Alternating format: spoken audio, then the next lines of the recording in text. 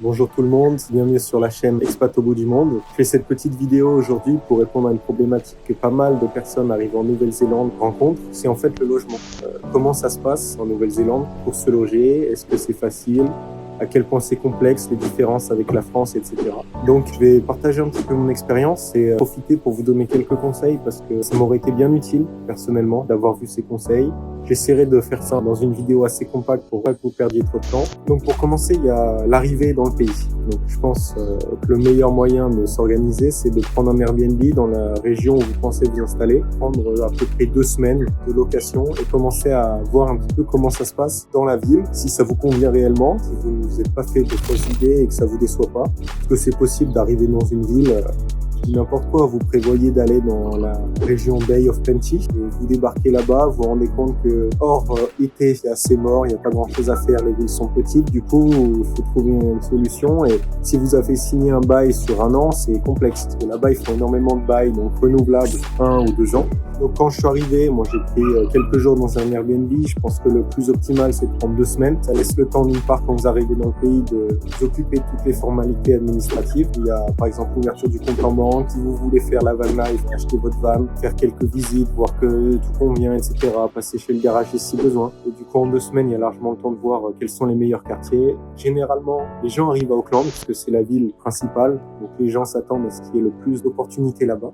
Moi, c'est ce que j'ai fait. Je suis arrivé à Auckland. Je vais vous donner une petite carte avec les quartiers que je vous conseille et ceux que je vous conseille un peu moins. En arrivant dans le pays, je me suis très vite rendu compte que c'est pas du tout comme en France, la manière de s'organiser pour louer un appartement, louer une maison. Effectivement, il y a 2 types de personnes qui arrivent en Nouvelle-Zélande. Il y a ceux qui veulent vivre la van life et il y a ceux qui souhaitent un peu plus de confort, donc qui souhaitent trouver un logement, rester dans ce logement et voyager autour, acheter une voiture ou faire de covoiturage et explorer un peu ce qu'il y a autour d'eux. Ça va dépendre de votre visa. Ça va dépendre de vos objectifs. Donc encore une fois, voilà, ça reste votre choix. Personnellement, moi, j'ai eu une très mauvaise surprise en arrivant en Nouvelle-Zélande. C'est arrivé, par exemple, Airbnb ne correspondait pas aux photos. Il faut faire attention parce qu'il y a pas mal d'arnaques et de non-conformités dans les logements qu'on peut vous proposer. Donc je vous conseille de faire assez attention. Quand on arrive dans un logement, comment ça se passe? Pas mal de visites, une demande assez forte. Donc ça enchaîne pas mal. C'est des visites éclairs généralement. On marche, on fait le tour de la pièce, on pose quelques questions et hop, ça passe au suivant parce qu'il y a beaucoup de demandes dépendamment du quartier que vous visez. Personnellement, de mon expérience, propriétaires qui cherchent un locataire, prenez leur décision très très vite, que ce soit un jour ou quelques heures. J'ai déjà vu ça plusieurs fois, donc il faut être assez réactif. Il faut savoir convaincre assez rapidement également votre propriétaire, il faut faire bonne impression, montrer que vous ne comptez pas disparaître au bout de 2 semaines, etc. Personnellement, ça m'est arrivé de visiter des endroits qui étaient minuscules, pas meublés, contrairement à ce que disait l'annonce, et qui étaient pourtant hors de prix. Si on compare avec la France, le coût du logement est assez élevé. Moi, j'ai été assez surpris. On paye à la semaine également. Donc, il faut payer son loyer toutes les semaines.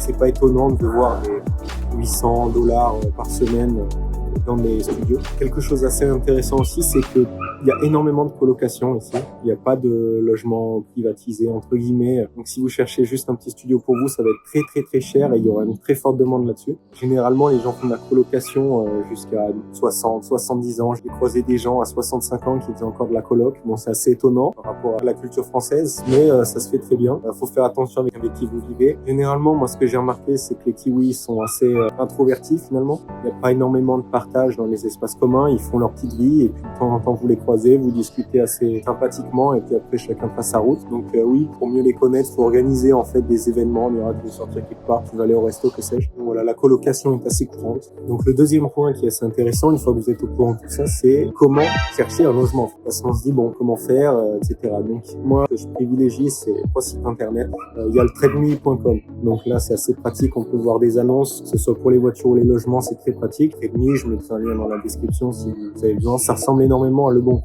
Il y a un autre site qui s'appelle flatmates.nz, Flatmate New Zealand.